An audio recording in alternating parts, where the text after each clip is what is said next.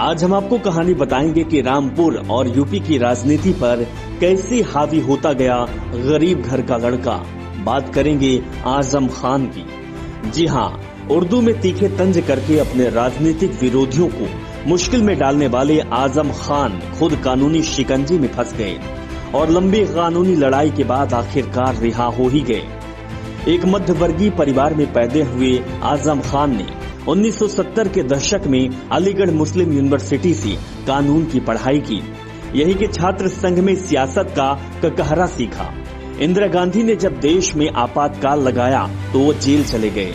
जब बाहर आए तो नई पहचान और लंबा राजनीतिक सफर उनका इंतजार कर रहा था। रामपुर को नवाबों का शहर कहा जाता है। इन्हीं नवाबों के साए में आजम खान ने रामपुर में अपनी राजनीतिक सरगर्मियां शुरू की। 1980 में पहली बार विधायक का चुनाव जीता और अगले दशकों में रामपुर को अपने नाम का पर्याय बना लिया। रामपुर शहर पर आज उनकी छाप ऐसी है कि लोगों की जबान और जगह जगह लगे शिलान्यास के पत्थरों पर उनका ही नाम नजर आता है। लेकिन आज इसी रामपुर में उन पर 78 से अधिक मुकदमे दर्ज हैं। उन पर लोगों को डराने, धमकाने, जमीनों पर कब्जा करने से लेकर भैंसे और किताबें चोरी करने तक के आरोप भी हैं। आजम खान सभी आरोपों को सिरे से खारिज करते हुए उन्हें राजनीतिक साजिश का नतीजा बताते रहे। ये अलग बात है कि जिस रामपुर में आजम खान इस रौब से चलते थे कि शासन प्रशासन उनके सामने झुका नजर आता था, उसी रामपुर में अब वो अपने राजनीतिक अस्तित्व और साख को बचाने के लिए संघर्ष कर रही हैं। आजम खान बातों के धनी हैं। वो प्रधानमंत्री को वजीर आजम और दिल्ली का बादशाह बुलाते हैं। कभी सहयोगी रही और अब राजनीतिक विरोधी बन चुकी फिल्म अभिनेत्री जया प्रदा को भी वे इस अंदाज में रक्कासा कहती हैं कि सुनने वालों को भी लगता है कि वे उन्हें नाचने वाली कह रहे हैं, जबकि उनका मतलब वही होता है। उनके पास शब्दों को तंज में पिरोने का ऐसा हुनर है।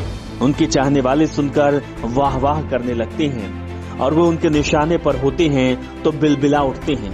एक टीवी इंटरव्यू में आजम खान ने कहा था कि मुझे बोलने का फन आता है, जिससे मिलता हूँ अपना बना लेता हूँ। आजम का शाब्दिक अर्थ महान होता है। उन्हें महान नेता ना सही लेकिन महान वक्ता तो कहा ही जा सकता है। बयानबाजी की कला, जमीनी मुद्दों की समझ और गरीबों की राजनीति ने उन्हें सत्ता में वो जगह दी जहां से कानून और शासन को अपने हिसाब से चला सकते थे।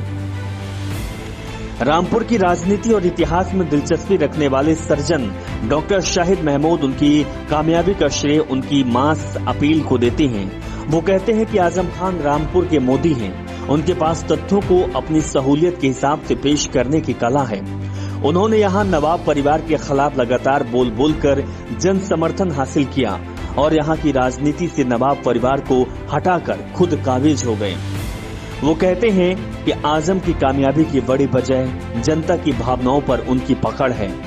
रामपुर में एक बड़ा तबका ऐसा था जो पढ़ा लिखा नहीं था, उसके पास रोजगार भी नहीं था। आजम ने इसके लिए नवाबों को जिम्मेदार ठहराया था। वो जब भी बोलते थे नवाबों के खिलाफ बोला करते थे। रामपुर के नवाब परिवार से जुड़े और मंत्री रह चुके नवेद मियां कहते हैं कि उनका राजनीतिक करियर रामपुर सिटी सीट से शुरू हुआ। ऐसे वालिद इन्हें हमेशा से नजरअंदाज किया करते थे। इन नवाबों के खिलाफ तकरीरी कहते थे, लेकिन हमने इन्हें हमेशा नजरअंदाज ही किया। उस दौर में इन्हें दीवाना कहा जाता था क्योंकि ये पागलपन की ही बातें किया करते थे। लेकिन इसी नवाब परिवार ने एक उनकी जान भी बचाई। एक किस्सा सुनाते हैं नवेद मियां कहते हैं कि आजम खान आज जिंदा भी हमारे वालिद की वजह से ही हैं। एक चुनाव में किले की पोलिंग बूथों पर आजम खान ने अपने लोगों से बदतमीजी की थी। चाकू लिए लोगों ने उन्हें घेर लिया था। मेरे वालिद लोगों और आजम के बीच आ गए और आजम को एक कमरे में बंद करके लोगों से कहा कि अगर इसे छुओगे तो मुझसे गुजर कर जाना होगा। लेकिन वे एहसान मानने वाले आदमी नहीं है। वे हमारे खानदान के कभी साथ नहीं रहे। उस समय लोकसभा और विधानसभा चुनाव एक साथ हुआ करते थे तो हमारे वालिद कह दिया करते थे कि लोगों से कि छोटा वोट दीवाने को दे दो। शाहिद महमूद कहते हैं कि आजम ने शुरू में गरीबों और मजदूरों के बीच जगह बनाई। उन्होंने रामपुर की टेक्सटाइल मिलों में काम करने वाले मजदूरों को आंदोलन किया। हड़तालें कराई, यहाँ की फैक्ट्रियों को बंद करवाने में आजम का बड़ा हाथ रहा, लेकिन वास्तव में रिक्शा बांटने के अलावा गरीबों के लिए कभी कोई बड़ा काम उन्होंने नहीं किया। आजम खान ने पहला चुनाव 1977 में लड़ा और हार गए थे। इसके बाद वो 1980 में जनता दल की टिकट पर 8वीं विधानसभा के लिए पहली बार चुने गए। 9वीं विधानसभा में वो लोकदल और 10वीं विधानसभा में जनता दल के टिकट पर जीते। 11वीं विधानसभा का चुनाव उन्होंने जनता पार्टी के टिकट पर लड़ा और चौथी बार विधानसभा पहुंचे। 1992 में जब मुलायम सिंह यादव ने समाजवादी पार्टी बनाई, तब आजम खान भी उनके संस्थापक सदस्य थे।